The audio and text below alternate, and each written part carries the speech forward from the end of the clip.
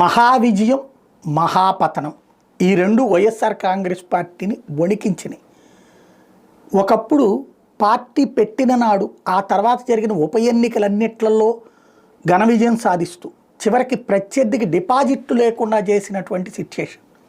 Telugu Desam party పోటీ చేయడానికి కూడా భయపడిపోయినటువంటి రోజులు అవి.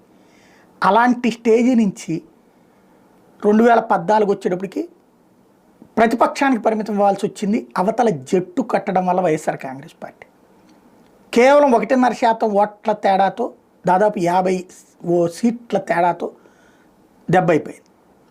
సరే, అది అయిపోయింది. అప్పుడు 30 అంటే అప్పుడు 67, వీళ్ళు 103 దాకా వచ్చినాయి కదా.